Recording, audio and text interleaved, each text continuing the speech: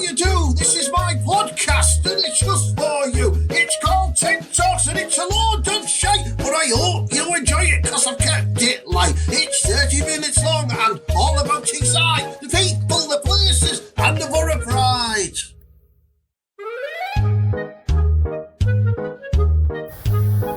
Hello, ladies and marras. Yeah, thank you for tuning back into me episode 2 of Ted Talks, recorded in conjunction with Boro Fan TV and Shitehawk Comedy. And thanks again to everyone who listened to my first episode. It was a bit shit in places, but I've had some good feedback, so I'm going to continue and I'm going to do some more of them for you tonight, you know what I mean? Because, I've got no else to do. I'm on the dole, aren't I? So it goes. Anyway, I've got another action-packed show for you today. We're going to have some more discussion around the mighty Boro and the lads being back in training and that. The chubby waiter has gone from Newcastle. We're going to discuss that, and then we're going to have a few celebrity guests and a few more key features like the hit cop drama Mara. So it's all going to be great. It's going to be proper class, man. I swear down. I hope you enjoy it. Like, in the studio with me today, I've got my good friend, my good pal, my good Mara, Middlesbrough comedian, Jim McMaster. Hello, Jim. Hiya, Ted. How you doing? I'm all right, mate. I'm all right. What have you had for your tea tonight? Anything nice? I had chicken nuggets and waffles. Chicken nuggets and waffles. Bloody hell, eh? Yeah, potato waffles. Potato waffles.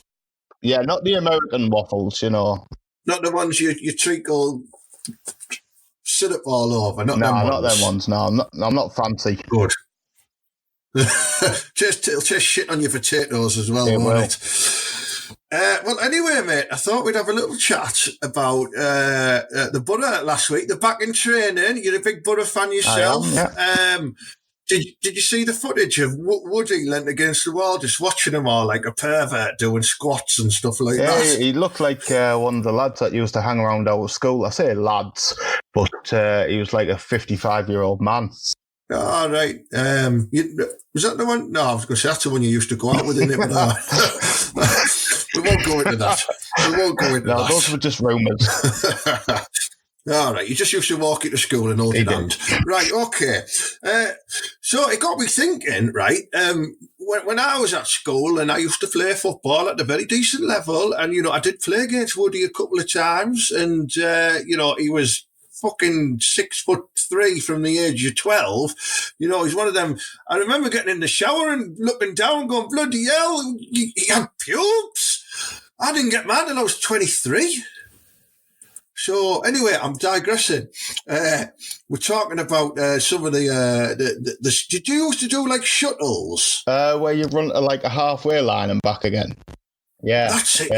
Yeah. And then like you'd have some daft bastard would go, when I shout 1, put your right hand on the floor. When I shout 2, put your left hand on the floor. When I shout 3, don't jump up and do a big grunt and do a header. Did you ever have to do that, Chip?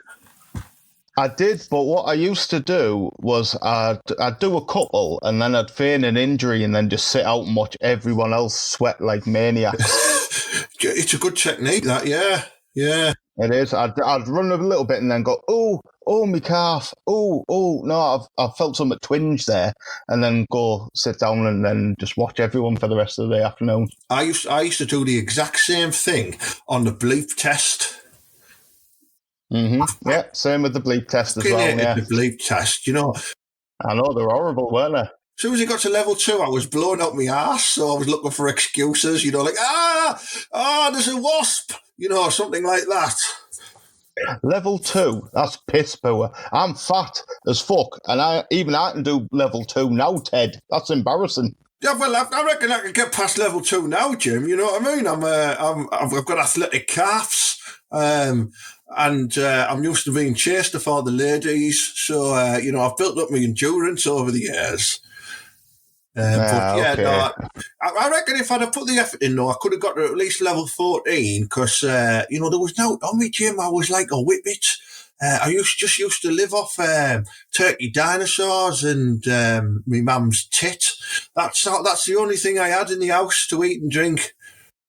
I mean, I mean, looking at you now, Ted, I mean, you're built like a racing snake. There's not an inch of fat on you. A racing snake? Yeah, not an ounce of fat on you. Have you ever raced a snake, Jim? I've run away from one, but Have you? that was a different story altogether. I have, yeah. I used to have a pet snake, and it got out, and it hadn't been fed for a couple of days because it had escaped. And I found it, and it was a bit peckish, and it sort of like lunged at me, and so I ran and did a little girly scream and legged it a couple of steps before gathering me. I mean, it was only a 2-foot corn snake, but still, you don't want a snake lunging at you. But Jim, mate, I'm scared of fucking worms. So if a snake came flying at me, I'd shit myself. I thought you were going to tell me some funny story there about how you were in an all-male sauna. But no, it was a genuine snake story. Oh, yeah, that's a genuine snake story, yeah. What? Right, do you remember this one, right? I don't know if you did this, but in my footy team, to build up leg muscle strength, particularly on the quads, what they used to do is they used to make us sit against the wall, not on a chair, in an imaginary chair. So basically we were just squatting in the air, leant against the wall until your legs burnt like mad. I do remember that one. However, I used to do kickboxing and stuff like that when I was younger, and we used to do it without the wall. We had to squat down and just stay squatted for, 30 seconds at a time, and stand up for 30 seconds, squat back down for 30 seconds. And by the end of it, your calves and your legs are just burning. Isn't that just Cossack dancing, Jim? Well, look, there was a Baliki player there, but... Hey!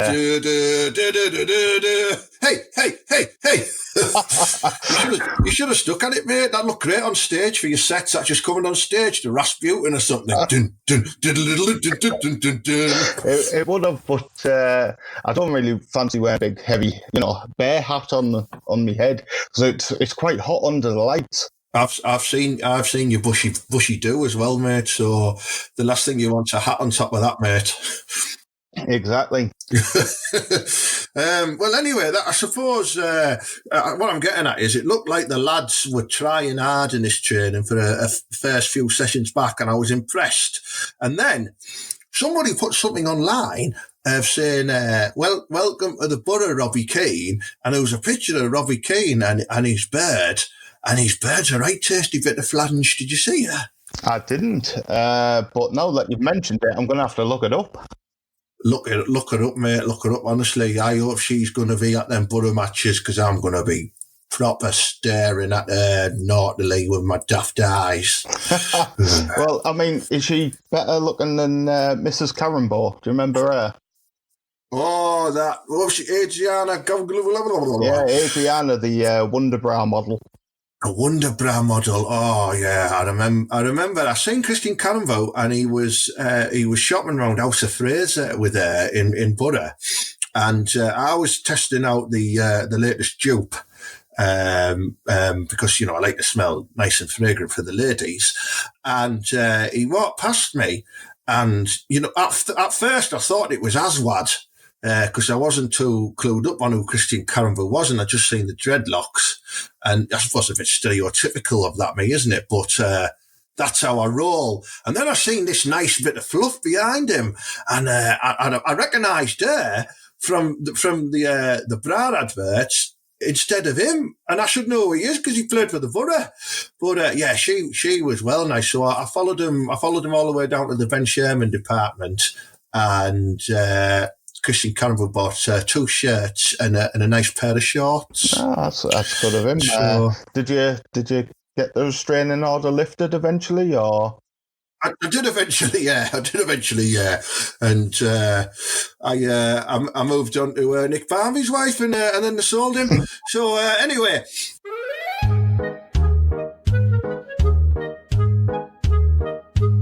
I enjoyed that little bit of crack we had there about that, Jim.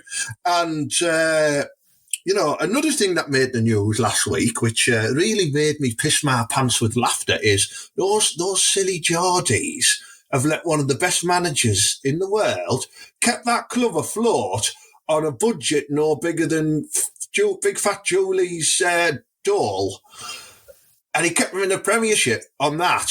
You know, he's won cups, he's won European Cups with Liverpool, and you know, he's managed Chelsea and fucking Real Madrid and Inter Milan and all these great teams. And Newcastle, because Mike Cashley probably wants to save a few quid on his salary and bring in Gary Spunk or someone like that, just let him go.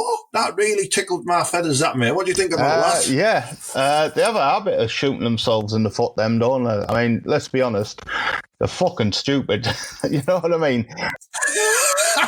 Do you know what? I bet he walked away with the free Sports Direct mug, though, because every fucker gets one of them. Oh, no, you have to pay for them, don't you? He got tricked. Oh, there you go, Rafa. Ease your stuff out your locker. Just sign there, please, and give us £1. He walks away with a big mug. Great for I have a coffee in them in the morning. I've got a Sports Direct one, and I know this is going to pain you to hear.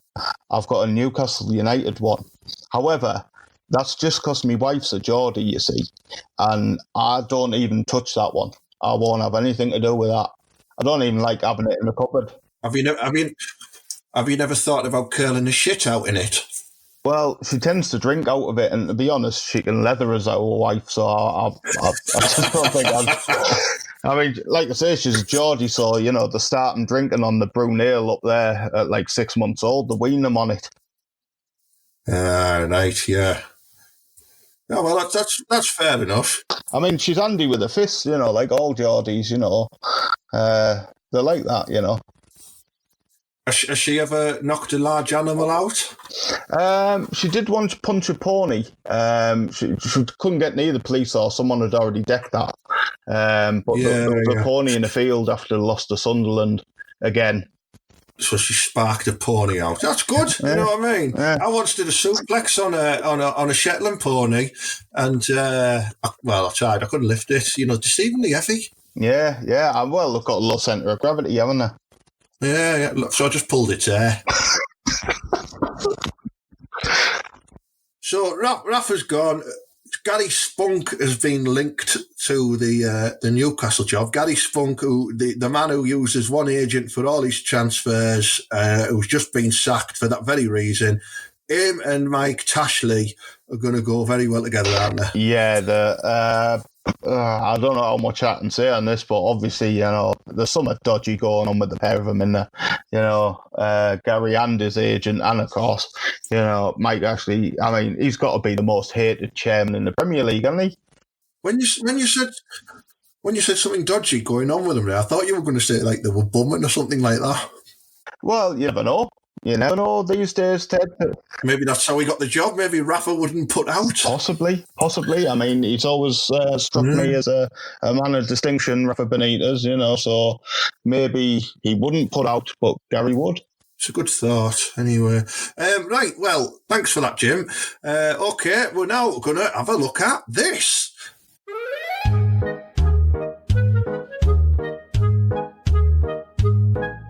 Right, so I've still got Jim McMaster, Middlesbrough comedian, with me here. Jim, right? I've been thinking about this the other day when I was on the toilet having a big poo, because I do that a lot. I think about random stuff. Who would you say is your favourite Middlesbrough player or players of all time? Personally, for me, excluding little Janino, because he's everyone's favourite, so you can't have him. Right.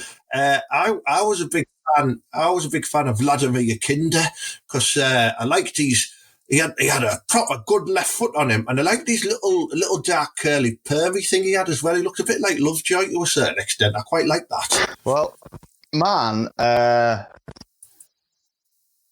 I've got a soft spot for Robbie Mustoe.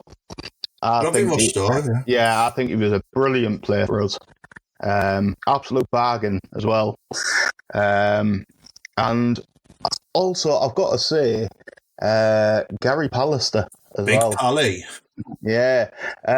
I used to wash his car when I was a kid, and he always used to give us a big tip. Oh, did he? Not in that way at all. But yeah, he always used to give us a big tip. There was a load of Boro players used to live in Ingleby Barwick when I was a kid. Stuart Ripley was there. Gary Pallister was there. Bruce Rioch. There was another. They all sort of like lived in 2 streets next to each other. That's mad, that, because around the corner from me, Jaime Moreno moved in on Westbury Street in Thornaby, right? And I remember when the Boro signed Jaime Moreno, and I went to watch him have his debut at Billingham Synthonia, and it was one of like Robbo's first pre-season games, and he just signed this Bolivian attacking force, Jaime Moreno, and he didn't play, he sat in the stands, and he wouldn't sign autographs or anything, the little shit. But I remember that, I used to walk down to Bell's Stores, which was right next to his house, and when he was out training, his sister lived with him, and she used to sit on the doorstep, right? And his sister was a nice bit of flange, I've got to say. And she used to try and entice fellas into the garden for a cup of tea. And you know, she nearly got me into the garden as well. And I think back now, I genuinely reckon I could have banged Jaime Moreno's sister. That'd have been great, wouldn't it? Well, depends how old you were at the time, Ted. I mean, it could have been something quite sinister, really. Oh, I didn't think about it like that. Yeah, I probably was. I don't know. I reckon we were both of the same age. That's my disclaimer. Anyway, I was definitely under 16. Just to make that clear. Right. Well. Yeah. You're getting into a grey area there. Like, I'm not suggesting she was an older lady and you were getting in her grey area, but I don't know how old her sister was, to be honest. Like I said, I think she was about the same age, Jim. Yeah. Anyway, we'll move on from that one. But it got me thinking what you were just saying there when you're trying to think of these footballers in Ingleby Barwick, who was, or as I know it is, Better Thornaby, and whose cars you used to wash. And it got me thinking about mad players who played for the Boro that people forget about over the past few years. I'll fire a few out for you. And this is a game that I played, sat on the toilet called, he never played for the fucking Boro, did he? And then I Googled it. So I was thinking Benito Carboni. He did. He played for the Boro, yeah. He did, didn't he? Yeah, he was on loan. Yeah. Yeah, I don't know whether we signed him or not. I can't remember, but we definitely had him, didn't we? And I think he was at Hull and Villa, I think, as well. Yeah, he was a good player. We were supposed to sign him after the loan, but then we didn't. That was it. We didn't, and everyone went, "What the fuck? Why didn't we sign him?" And we just moved on. Yeah. Oh well. Next one, Abel Xavier. Yes, he was a right back, wasn't he? Yeah. What do you call him? He looked like some type of Greek sea god. Yes, that's what I was trying to think of. I can't. Trident. That was it. No, that's what he had. Yeah, I can't think what the name of the god is anyway. But yes, is it Zeus? No, Zeus was the leader of the gods. Was it Jesus? He's a different god. That's all I know. Zeus and Jesus. Those are the only 2 gods you know. Was it the Kraken? Yeah, let's just say yes. All right then. Poseidon. There you go, Poseidon. Oh, there you go. You're after the Poseidon adventure. Yeah, was he a submarine like, or a boat? No, but he was decent at right back. I do remember that. Right, yeah, he was. And he played for Liverpool and I can't remember who else. Everton, I think, as well, yeah. Do you remember a goalkeeper called Marlon Beresford? I do. Yeah, he was our backup keeper for years, wasn't he? I thought he was actually a decent keeper, but obviously we had big Mark Schwarzer in goal, so... That's right. I think there was a stint. He had about maybe 5 or 10 games running the team, didn't he? And he was doing all right. Yeah, because he was injured. But that was pretty much the only way to keep him out the team, wasn't it? Schwarzer, who he was injured, he couldn't play. But other than that, he was ever present. I also started thinking about players who I admired who had nice hair as well, because I'm a big fan of footballers with nice hair. Woody had nice hair when he was at Real Madrid. I like that. So the first one that sprung to mind for me was a handsome Irishman called Keith O'Neill. Oh, yeah. Yeah, I remember Keith O'Neill. Yeah, he had a lovely, long-flowing centre parting. He did. I remember I once seen him, I think it was in the Madison in town. And I went, Keith, do you want a drink? And he went, don't be finding me a fucking drink, James, fuck off. So he was quite rude. Well, it sounds about right for him because he had a bit of a temper on field, do you remember? He was always hitting people and getting sent off. I tell you who had nice hair as well, Stuart Ripley. Rippers. He had a good fanny pattern, didn't he? He did, and it was bleached blonde as well. Proper, like the white feather before he came. You could just see this streak of blonde going across the pitch. Do you remember Tarmo Kink? I do, yeah. Good, we won't talk about him. Probably wise, yeah. Parmo Kink, they used to call him. Parmo Kinky, yeah. He's a couple of well-known ones who people forget about. Kieran Dyer. Oh, yeah. Yeah, I'd forgotten about him. Jason Ewell. And then I started thinking about our Australian contingents because obviously we had Schwarzer and we had Brad Jones. Yeah. Yes, we had Schwarzer and we had Brad Jones. We had Paul Orkin, Tony Vidmar, and obviously Mark Viduka as well. Yeah. Big square-headed Mark Viduka. He looked like one of them Duplo men. I know, but you wouldn't like to getting away with one of his headers, would you? Oh, no, he'd destroy you. It'd be like that scene in Scanners where the head blows up. And he'd just be standing there with just a smear on his forehead. Oh, lovely. That's a lovely thought, that, Jim. Thanks, mate.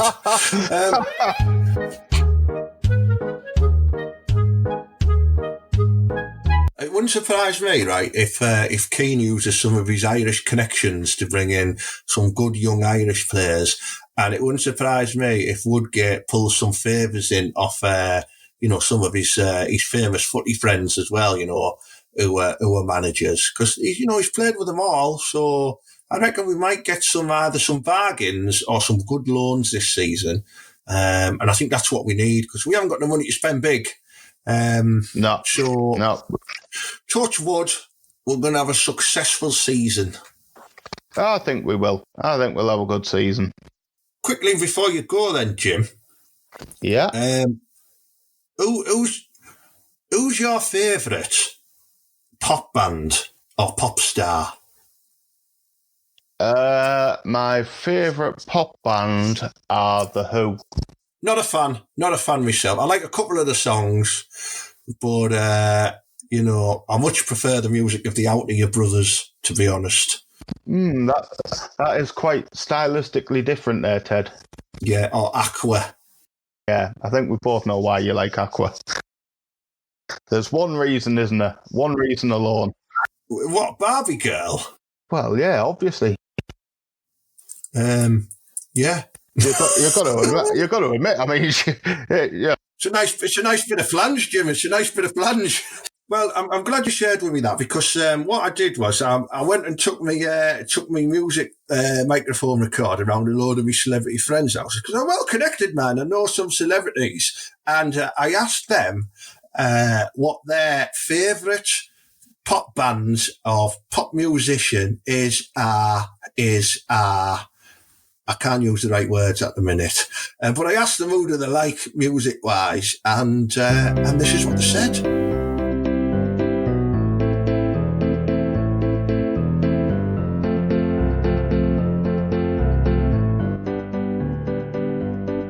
Tom Jones! Well, I'm a big fan of Aswad. Yoda! Like Sting I do. Michael Caine.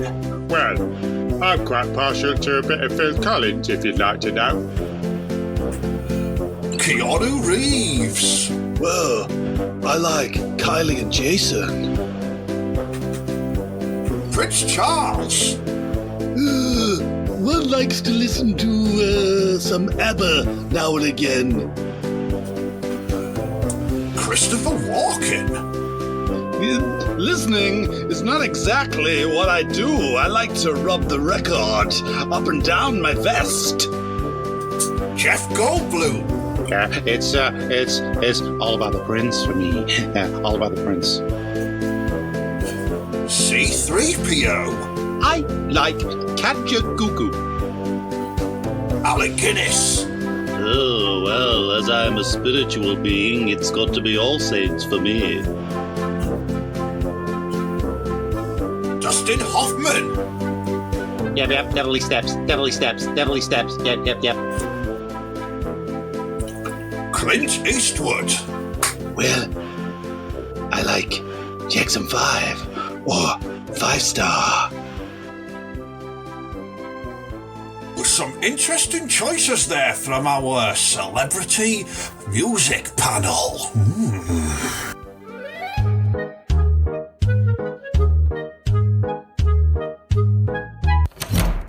Oh, here he is. Now, Bobby, what you doing? Hello, what you doing, mate? I've just made myself a cup of tea. I made you one as well, Ted.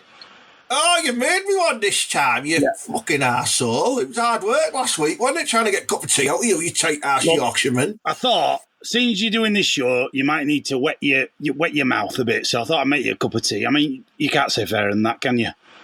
Let me have a look at it. Hang on. No, don't be having a look till I've gone. Hang on, I'm looking now. Oh, right. So last week, we established that it was just a cup of hot water. This week, you've ripped the tea bag open and just poured it into the water. There's like tea leaves everywhere. It looks like a fucking swamp. It's how they have it in Europe, I'm telling you. You need a Like bit a of culture. swamp? You need a bit of culture, Ted, you. That's your problem. Hang on, I'll give it a stir. Yeah. Oh my God, my spoon's covered in shit now. Yeah. How many tea bags did you use?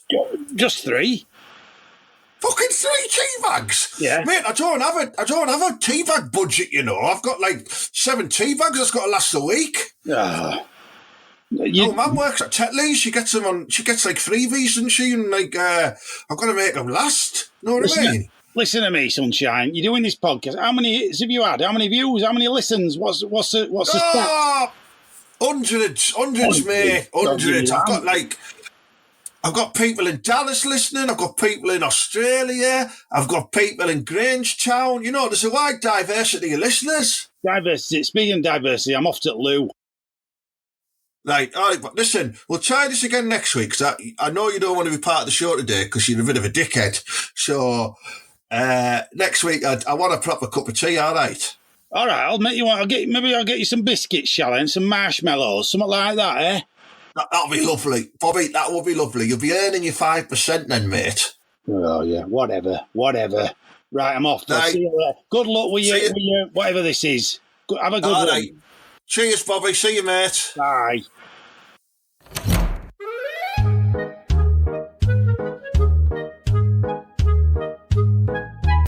Right, it's time for me to reach out to the spirit side now and see who's there.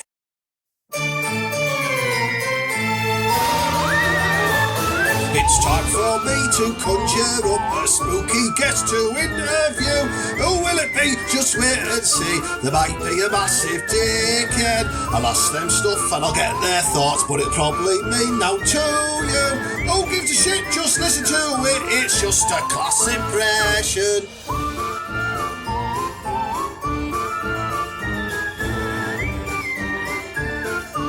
Right, Matters, I now say the magic words to summon up the spirit. Here goes. Vladimir Kinder, Joseph Job, Clayton Blackmore, Braithwaite is a knob. Who will it be? Oh, which spirit have I summoned today? Who is it? Talk to me. Oh, hello, it's me, Robin Williams. Robin Williams of Good Morning Vietnam fame. Yes, many of my films. Very good. I did Popeye, you know. Yeah, let's not talk about that one, Robin, because it was a bit shit, wasn't it? You know what I mean? Oh, well, I am what I am, and you are who you are, Ted. Yeah, you need to work on your Popeye a bit there, mate. It's not quite up to scratch, is it? But do us a bit of Popeye. Go on while you're here. I'm strong to the finish because I eat me spinach. I'm Robin Williams. Oh.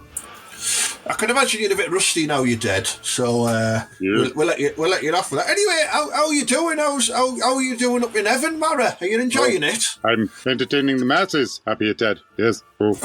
Who do you knock around with when you're in heaven then? Who's your mates? I'm quite partial to performing with the king. Oh, we've got a double bill going. Which king? Oh, Elvis, of course.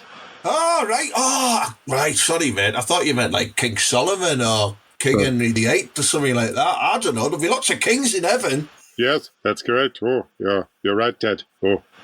Listen, why I've got you, mate, I think it's probably a question on every one of my listeners' minds at the moment. But what's your thoughts on the new Aladdin and the new Genie? Have you heard about it, mate? Well, I have heard about it, yes. It's quite the hot topic up here, let me tell you. Oh, everybody's saying that Will Smith's not as good as me, but everybody's different. I find, Ted, look at yourself. You're different to everybody else, aren't you? I am, but in a better way. You know what I mean? I'm one of them sort of, one of them humans who's just better than everyone else. You know what I mean? I'm handsome. I'm proper class in bed. I know how to deal with a really good, strong flange, and a lot of people are scared by a good flange. I'm dead fast at running. I'm a good swimmer, and I think that's it, really. That's all you need to really survive in life. Yes, it is. But if you can do voices, then you'd also get a little bit further, Ted. You should try some voices. All right, mate. All right, let's not ruin the magic of the show there, Robin. And speaking of voices, what's your thoughts on the Welsh, just in general? The Welsh in general? Oh, yeah. Welsh, they're very happy people. They've got a special place for sheep. Oh. Yeah, I'm not a big fan of them, mate. Like, I think they talk a bit funny and that, but, I just tolerate them. They're better than the Scottish. Just saying. But I think we might be going a bit racist now on TED Talks. So, Robin, it's been lovely talking to you. Will you leave me on, like, one final, big line from one of your favourite programmes or your favourite movies you've been in? Of course I will. This is, I'll put a little twist on it. This is Morg calling Ted. Morg calling Ted. Nanu, you ninny. That's class up, mate. Like, listen, lovely talking to you, Robin. Look after yourself in heaven, mate. Goodbye. Bye. Robin Williams, ladies and gentlemen, sounding rather, nice. He sounded well, didn't he? Good diction. I thought he might have had problems talking the way he died, but he sounds lovely. So that's great. Well, more of that next week. I'll see which celebrity me voodoo magic spell conjures up next time. Nice one. I love that one, mate. I love it.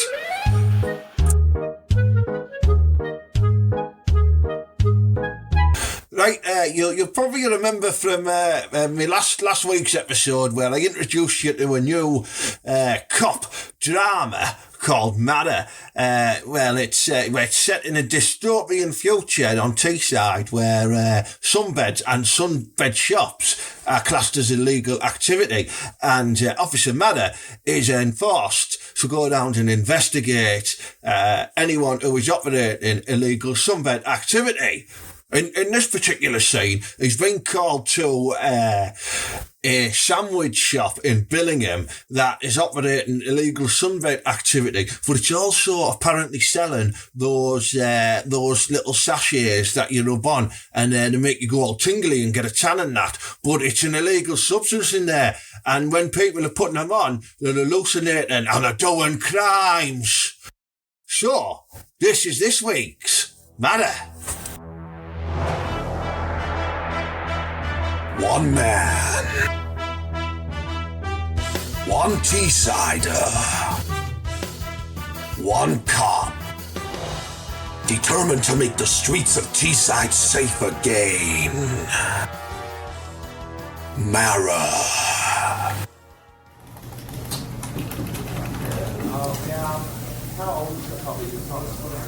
Officer Mara, you need to get your ass down to Revo Avenue in Billingham. I hear there's a sandwich shop called the Munchbox, and it's operating sunbed activity with shady manipulated, tampered with, motherfucking tannin sachets. All right, Sergeant Pacino, I'm going to go and get in my police car and I'm going to get myself down to Revo Avenue and I'm going to do some police investigating and that. Say,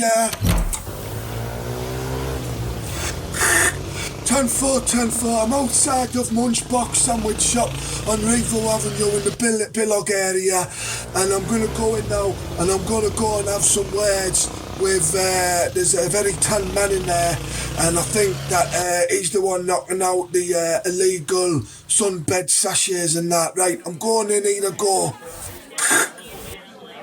All right, mate, what can I do for you, mate? I've got a lovely chicken tikka spread in, you know, if you're interested in one of them on white or brown bread. I might be. Will you put some butter on it for me, like, as well? Well, yeah, I can put butter on it. I can put peanut butter on it. Peanut butter? Are you fucking dirty bastard or what? I'm not having peanut butter on a chicken tikka sandwich, man. It tastes like shit. Yeah, you're right, like, I might have to, I just got a big batch of peanut butter, you know what I mean? So I've just, like, thought I'd try and get rid of it that way. I'm not even charging extra for the peanut butter. Well, is it free, like? Yeah, it's free, yeah. Go on, I'll have a little splash on it. I'll put a little splash on it for us, man, all right? Yeah, all right, I'll do that now. Here we go. I've got a question to ask you, by the way. It's just like rumours on the street and that. I don't know if it's true, but you're a very tan gentleman, and I heard you know somewhere where I can maybe get a tan like that. You know what I mean? Well, can you keep a secret? No. Like, well, I'm going to tell you anyway, because you look like you got a trustworthy face. All right, yeah, that's what all the lasses say before they sit on it. Yeah, it's a good one, that, mate. Yeah. I know. Right, well, listen, round the back in the pantry, I've got two massive, powerful, I don't know how many watts they are, but they're proper powerful sunbeds, right? And the thing is, right, I'm also knocking out this enhancement cream, right? And you rub all that on and it tingles like mad. It's quite nice on your goalies, like, you know what I mean? But you rub all that on all over you and you get in the sunbed and all you do is you just need 3 minutes and you come out, mate, and you are bronze to fuck. Bronze to fuck. All right, yeah. How much are them sachets like? £2.50 a sachet. Yeah, go on then. I'll have one of them, and I'll have 3 minutes, please. All right, mate. Well, that is £2.50. That's £6 for you, mate. £6. Oh, £6. All right then. Yeah. Can I have your name? 'Cause I'm nicking you bastard. Look at that. That's my police badge. Oh, no, man.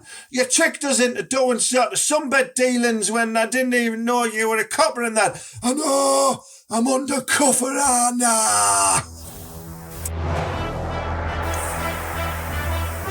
Now tell me, what is this psychedelic cream that is making people, when they're rubbing it on, going out and doing crimes? There's a fella down the station at the moment and he put some of the Tingle Dark Bronzing one on and he went and punched a bin man in the face. What's all that about? Mate, honestly, I don't know. I'm getting him off some bloke down at the gym who's knocking out the protein as well. And he said, here, I've got a big box of these. They're illegal. They're from Turkey. Why are you buying them from Turkey, man? They've got fucking sunshine there. Oh, yeah, it's a good question, that. Like, I should have knew, shouldn't I? That were a bit dodgy, mate. Honestly, go easy on us, officer. Well, it's down to the sergeant. I'm taking you down to the station in my police car, but I want that sandwich first. Now, give us it here, all right? Okay, Officer Mara, what have you got, huh? What have you got? Well, I've got the suspect locked up in the holding cell right now, Sergeant Pacino, and then we're going to book him, and we're then going to, like, take him a cart and send him away and that. Great work. I want this done and dusted and back out on the street straight away, Officer Mara. Well, you're gonna have to wait because I've been needing a pull for ages because I've just had a massive chicken tikka sandwich. So I'll do it later, mate. Alright, bye. Next week on Mara. Oh, excuse me, good lady. I can see you're stood on this street corner and, I'm wondering how much it would be for, a little blowjob.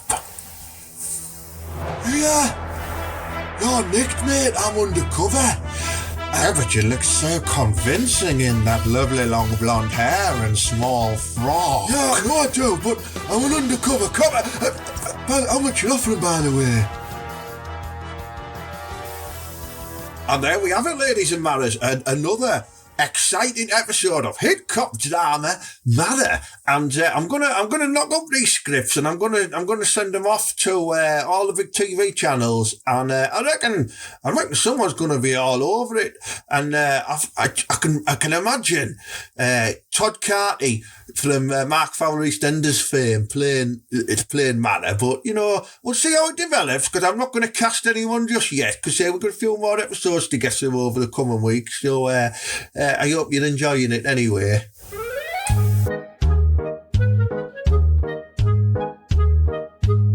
Here, I'm back. Oh, I thought you'd gone, Bobby. Listen, you've run out of loo roll. It's not to do with me. I might have used too much, but look, you need to get proper facilities in here when I come in here. You better not have wiped your ass with your Mach 3 again. No, I use that towel with your face on it. The Ted towel? Well, the Ted towel? The Ted towel? Yeah. Ted towel, yeah. I am selling them, and I've also got my Ted mugs as well. But oh, God, stop going on about them mugs. I've sold 15 of them, Bobby. So you keep saying 15. That's fucking when you get good. to 20, let me know. I will. I might. Well, I will. I know. I will.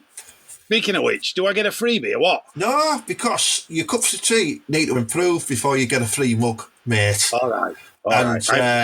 Listen, are you going to come back next week and help us out properly? Because you just I'll been come back in and next out. week. Yeah, you could interview me. I've got loads to tell you. Right, we'll do a special interview with Bobby Del Vecchio next week. I want some secrets of the music industry. Yes. I want some sexy stories and scandal. Yeah, I can do all that and more. Brilliant. Right, you heard it here first. Ted Talks Matters. Bobby Del Vecchio back next week with some scandal. Cheers, Bobby. I'll see you next time, mate. See ya.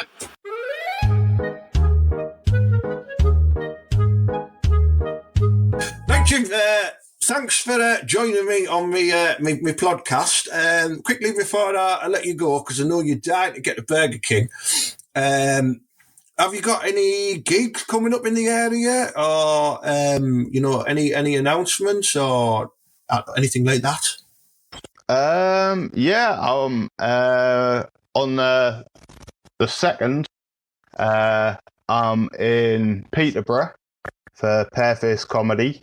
And then on the 4th, I'm in Dewsbury, headlining that one.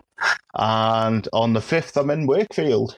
Very nice. Going back to Pearface Comedy, I emailed him and he hasn't replied to me. So when you're there, can you tell him that Ted Hanky is going to come and do some comedy for him, whether he likes it or not? I will. I'll tell you what I'll do. I'll give him a right good nip and a Chinese burn. You do that and a wedgie. Right, Jim, thank you very much, mate. Good luck with the gigs. Thank you for contributing to TED Talks. And I'll see you again soon, Mara. Ta-da! Bye. Jim McMaster there, Middlesbrough comedian. I've got a gig myself coming up this week at the West Garth Social Club in Boro on Southfield Road for halfpenny comedy. I'm on with a proper class lineup, like the legendary Simon Lomas and the unbelievable Mandy Knight headlining, and Cal Albert's on in the middle with me as well. He does impressions and that. He's quite good. He was on Britain's Got Talent.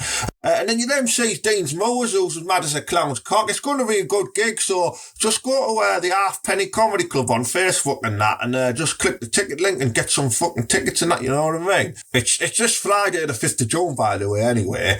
But that concludes TED Talks for this week. I hope you've enjoyed the show and that. Do leave us a review and a message on Podbean, Spotify, YouTube and iTunes.